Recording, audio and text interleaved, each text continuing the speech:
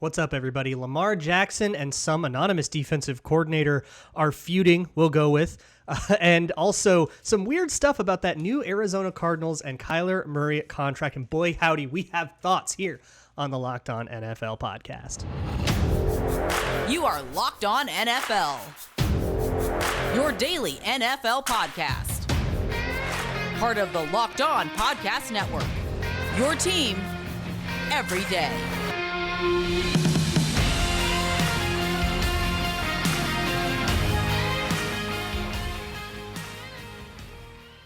What's up, everybody? Welcome to the Locked On NFL podcast, part of the Locked On Podcast Network, free and available on all platforms. It's Tuesday. That means you get me, Luke Braun, at Luke Braun NFL, and filling in for Ross Jackson, who's currently circling the globe at 10,000 miles per hour, is David Harrison at dharrison82. Does Locked On Commanders, Locked On Bucks. I do Locked On Vikings. David, thank you so much for hanging out. Today, we are going to talk about Lamar Jackson and some interesting ideas and thoughts still floating around the league about him as an unorthodox quarterback. And I think we're going to spend a lot of time going over the Kyler Murray thing that came out from Ian Rappaport on Monday about some provisions in his contract. I know you have a lot of thoughts, David. Keep a lid on it for just a minute, because I want to talk about this Lamar Jackson thing. So at The Athletic, they do an annual, I talked to a bunch of GMs and executives and coaches and stuff, and here's the annual QB tier list based on opinions from people around the league. And in that article, there were a lot of interesting, whoever your quarterback is, go check that article out.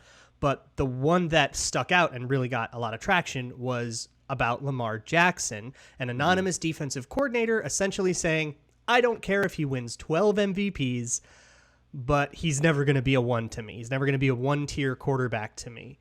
And the reasons for that are the reasons it's always been for Lamar Jackson. It's always about how he's not a pure passer, and people think that, hey, you know, if you can just make it so the Ravens have to throw, then Lamar Jackson can't win you the game. I don't know, David, do you agree with that? Do you think that if you can, somehow take away those option power read runs for the Ravens, turn Lamar Jackson into a pure pocket passer, that he can win the game? Or is that a blueprint to beat the Ravens?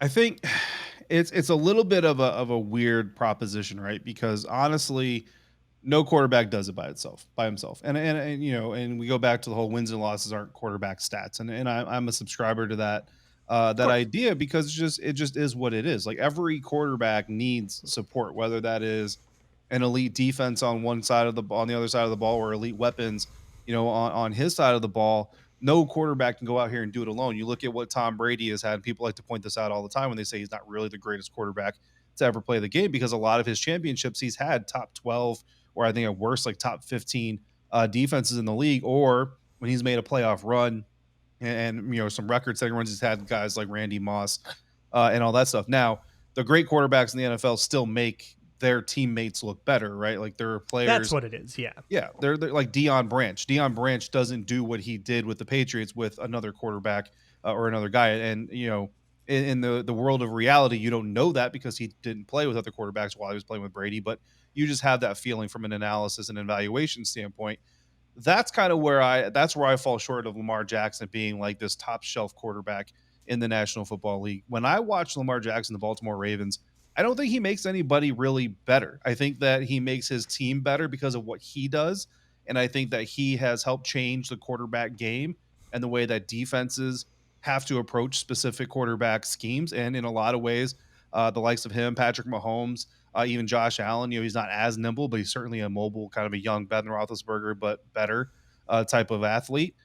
They're changing the way that defenses are being built, and they're changing the way that defenders have to play the game. So from like an impact and all that, absolutely.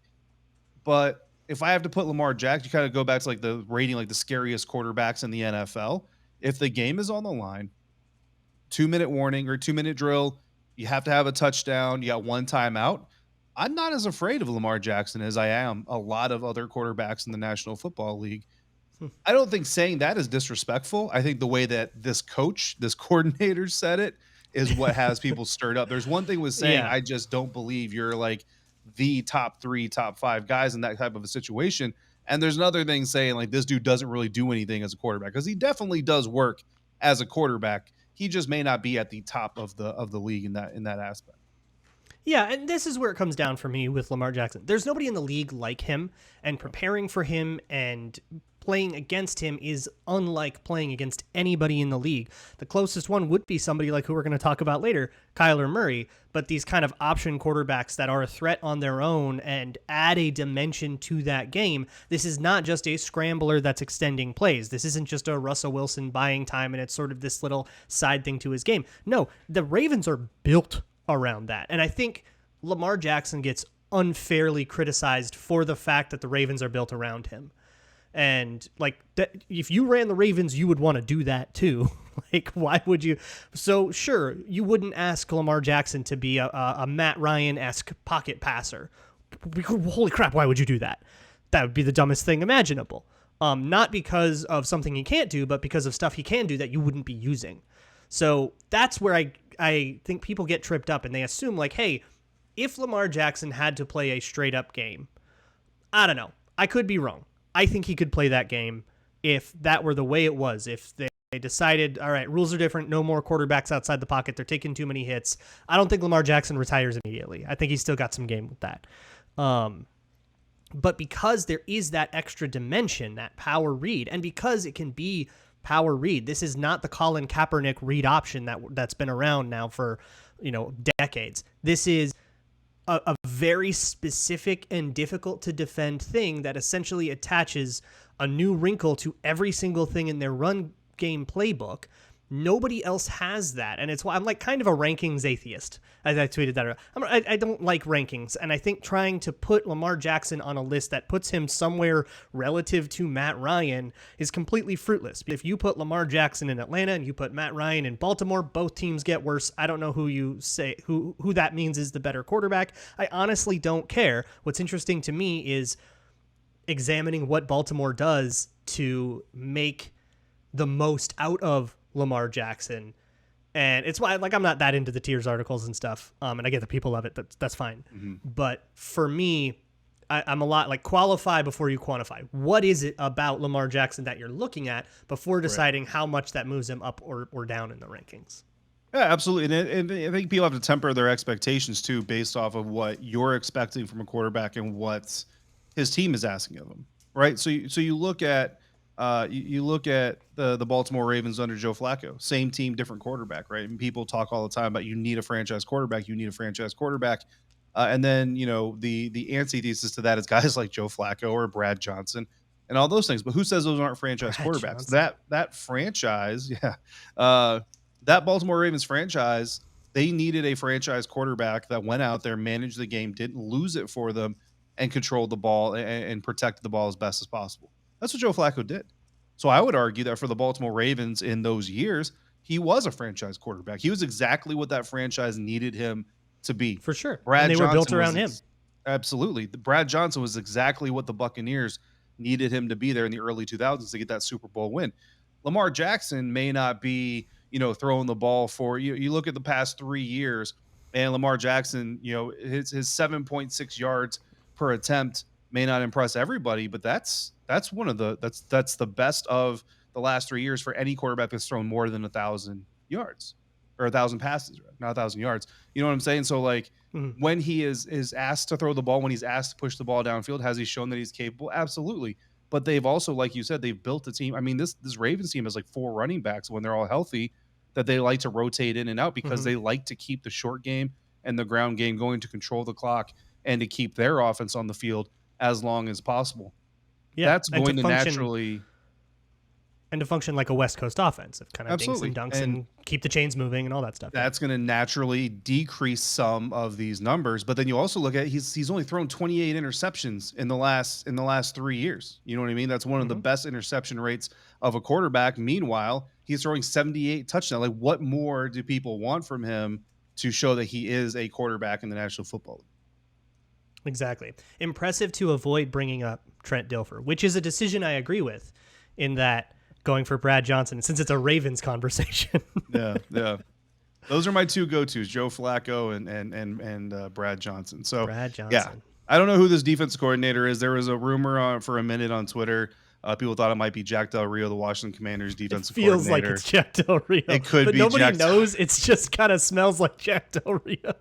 Yeah, I'm actually wondering. One of the Washington Post or NBC Sports Washington guys will probably ask him on Wednesday if it was him or not. And Mhm. I don't know. Jack's not. I don't know if people have noticed this or not, but Jack doesn't hold back very often. So if it was him, he may very well admit to it being him. But something that we don't need to get an admission about, Luke, is a very interesting addendum in Kyler Murray's new, really Absolutely. really expensive contract. So we're going to talk about that here in a minute. And speaking of money, we're going to talk about our friends over at Dave because Kyler Murray has not, at least not as an NFL professional, but maybe before that, but we have been in situations, of course, at some point in our lives when we're a little tight on cash and maybe you can only afford to put a few gallons of gas in your tank, especially this time in our country, or maybe you got an event coming up and you're wondering how you're going to afford a gift that's going to stack up to the expectations of that social event. Well, that's where Dave can help you because if you're living paycheck to paycheck or struggling to make ends meet, it can be extra stressful when unexpected expenses come up. So now Dave can help you get out of a pinch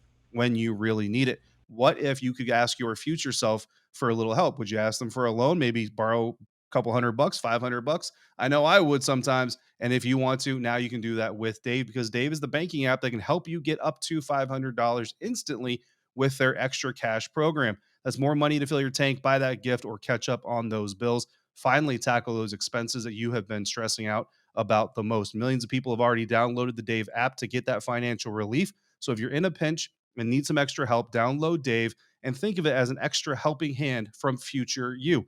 Download the Dave app from the App Store right now. That's DAVE. Sign up for an extra cash account and get up to $500 instantly. For terms and conditions, go to dave.com/legal. Instant transfer fees apply. Banking provided by Evolve, member FDIC. Future you will thank you. Thank y'all so much for making Locked On NFL your first listen of the day. So now I want to jump into this Kyler Murray thing. So for those who are uninitiated, Ian Rappaport revealed a clause in Kyler Murray's brand spanking new big old contract that he signed with the Arizona Cardinals. This is a contract signed through 2028. This is long-term commitment.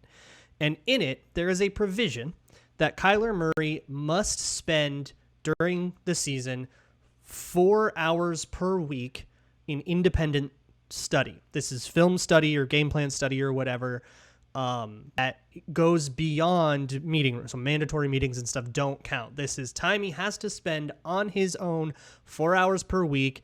And if he doesn't do that, the language in the contract, I'm no lawyer, but the language in the contract feels like that could default guarantees. Like he could actually be like that could be a sticking point with money being fought over at some point in the future.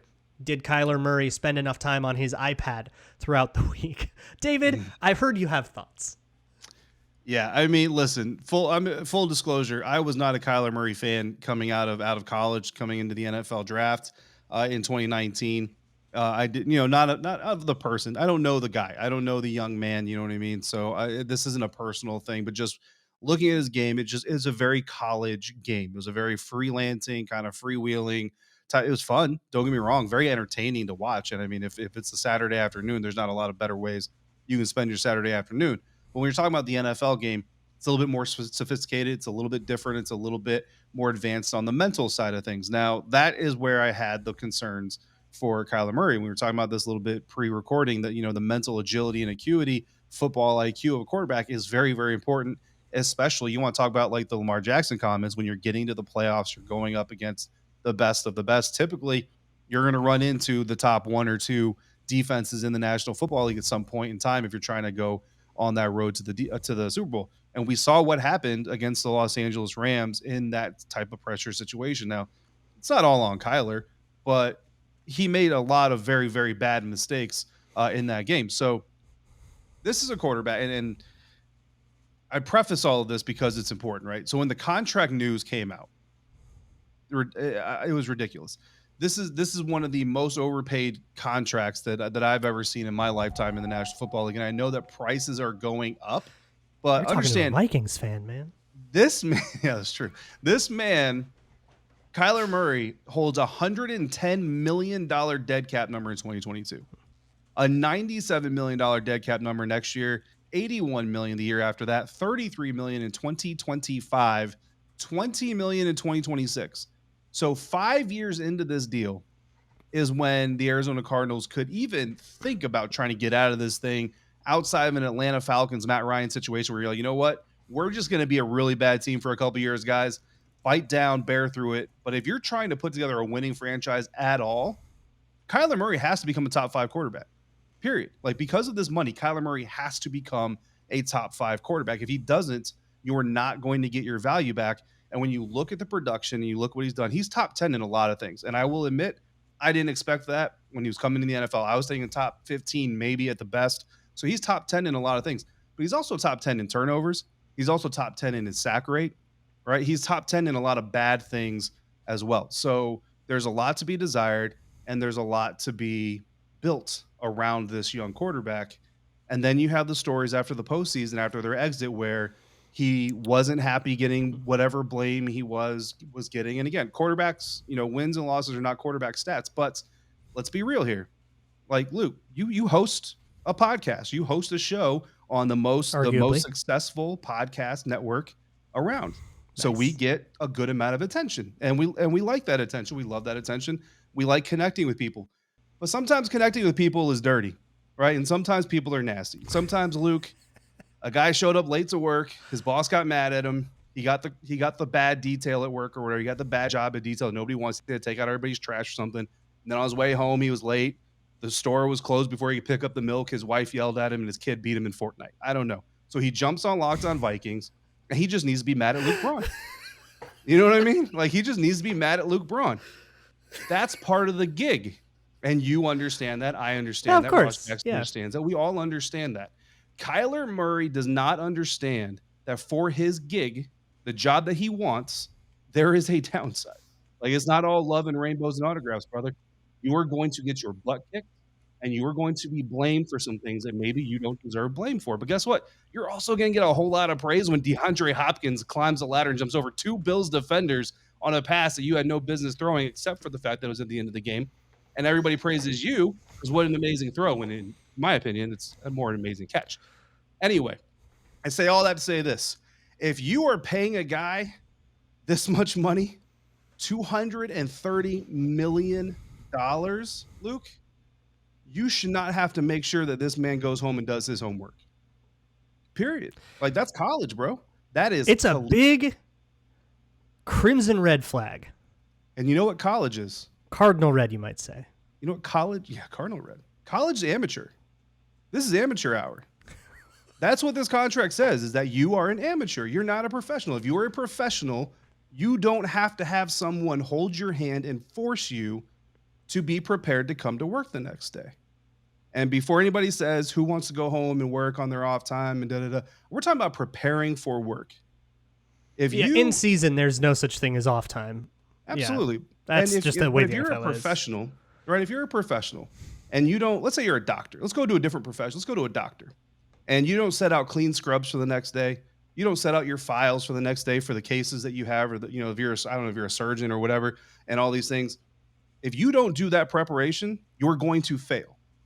If Luke Braun doesn't, if you just hit record and say, okay, let's talk Vikings. Welcome to Locked On Vikings podcast. We're talking Vikings. You're not going to be very successful, Luke. And Ross Jackson is going to have to renew your contract with an addendum in it and say Luke Braun will spend at least 40 minutes a day preparing his show. And everybody else in the network that knows that this is public knowledge will say, man, Luke Braun's not very professional. So again, it's amateurish, man. It's amateurish. It shouldn't be happening to a $230 million man. There's so much to break down about it too, because you're right. That is an insane thing to have to mandate, right? That should be expected, no questions asked. You should not have to put that in the freaking contract. But there's also the idea of Kyler Murray signing something like that is kind of interesting, and talking about it from his perspective of, this is a weird relationship, and committing to it is just as weird for him as it is for the Cardinals. And then the idea of this actually becoming public via Ian Rappaport, I think says some interesting things that's too. That's a big thing too. I will say one thing, just looking at Kyler Murray, the contract structure itself, it seems like this would be tradable in a few years. There's a lot of dead cap, and somebody might have to buy into it. But this, I don't know how locked in they are with regard to a trade, but then somebody's got to be willing to trade it. And then, if he's a total catastrophe, you're going to have to Osweiler it or whatever.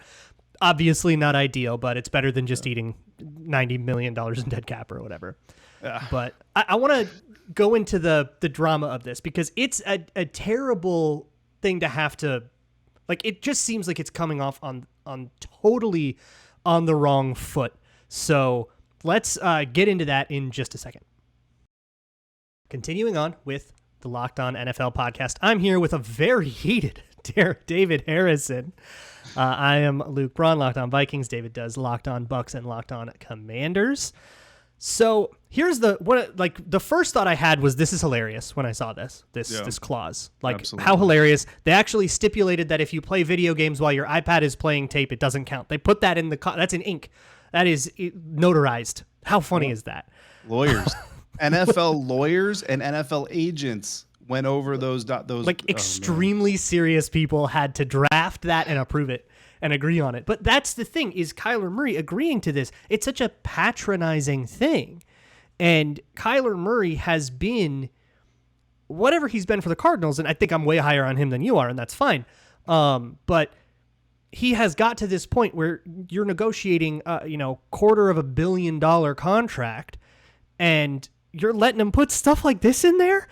Man, that would be a sticking point. But I guess, I don't know, if they say we'll put $30 million more if you agree to this, I guess you would.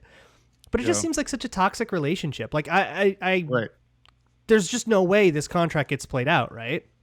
No way in hell does this thing make it past 2025. He's got to be traded before then. Things are they're so toxic in Arizona already. Like you mentioned, after the playoff loss, people are pointing fingers. That is always the harbinger of worse things. Yep. People are blaming each other. Now they're having to stipulate. And then what kills me about this, Ian Rappaport very often is a team mouthpiece. The way Adam Schefter is for agents. This is how these guys get their information. Hey, if you tell me things, if you let me be the guy to break it, I'll break it exactly the way you want it broken. Yep. It's how their business is. And whenever I see something from Ian Rappaport, my first thought is, unless otherwise stipulated or unless I find out otherwise, I'm pretty much going to assume this came from the team or a source within the team. Right. So this is where Alex Clancy at Locked On Cardinals and other people in Cardinals media and the sphere have been they've been trying to figure out, okay, how on earth did this leak? Because this makes both parties look utterly awful, right? This makes the Cardinals look like overbearing micromanagers. It makes Kyler Murray look like this total lazy child that needs to be handheld. Who did that? Who's going scorched earth, right? And that there is enough discord in the Cardinals that either people are so out of touch with public relations that they think leaking it's a good idea, or that somebody is trying to sow that much chaos. Either way, this feels like an organization that is on the precipice of complete and total collapse, which is a buck wild thing to say about an organization that just locked up a franchise quarterback. Yeah, and just went to the playoffs. But DeAndre Hopkins not playing the first 6 games is going to be a huge part of this because, I mean, that's your best offensive player to support this quarterback. That's gone. And so now you're really going to find out just how good is this quarterback. You know what I mean? Because and how good are his teammates as well. Again, I don't want to put everything on Kyler's shoulders because he's one of 11 guys on the field at any given time. They all have a job to do. But again, you're talking about a guy that doesn't elevate the people around him. The people around him elevate him. And that's kind of the crux of the issue here. And then you have the maturity issues. I mean, the Cleveland Browns wouldn't give this money to Baker Mayfield. A little surprised at who they gave the money to, as well. But that's a different conversation. That's a whole other episode. You know what I mean? That maybe we'll get into at some point in time. But when you have, like, the bottom line is, when you're the quarterback of an NFL team, you're a leader. Period. How you lead is up to you, but you are a leader. And I usually go a different route with this. That says, just because you're in a leadership position doesn't make you a leader, right? Like, I love Ross Jackson. He's a leader in our network, and he is a leader. There are some other Mhm. people who may have held his position before that weren't leaders. They're in a leadership position. Doesn't mean you're a leader just automatically. It doesn't just poof happen. As the quarterback, you're a leader. If you're a bad leader, your team has bad leadership. If you're a good leader, your team has good leadership. And when you are immature, you have no work ethic or minimal work ethic, and you're not willing to accept your role or your role in what's going negatively, or at least your role in how to take that negative and turn it into a positive, your team is going to mimic the same types of behavior. And I don't see how the Arizona Cardinals get out of this alive. I don't see how Cliff Kingsbury gets out of this with his current position That's my next thing. intact. Yeah. Yeah, and whoever comes in after them, Kyler Murray wasn't your guy. You know what I mean? And we see this happen time and time again. So Yeah. This is the way that teams get stressed, right? There's a stress on the fracture, is when things aren't going great. Now, look, Cardinals are in a real tough division. They've got the defending Super Bowl champions and the defending NFC runner-ups, right? yeah, And they're by Bet Online, they are favored to be third in that division. It's going to be a tough road, and you don't yeah. have DeAndre Hopkins for all of it. Cliff Kingsbury is, I don't know, listen to Alex Clancy talk about him. But here's the deal. I've been looking through Vikings history a lot for a personal project. And the pattern I've noticed throughout, all 60 years of at least just this one franchise is the most success that they have had is when the coach lets guys be themselves. Yeah. The famous story is Paul Krause, go all the way back to the 70s, who was very much a free safety. He was very much a back-off center fielder type. He was a little small. His tackling was not his strength. And he was in Washington to start his career. Otto Graham wanted him to be a versatile safety and to be a hard hitter and a tackler and be a box safety and fit the run and all that stuff.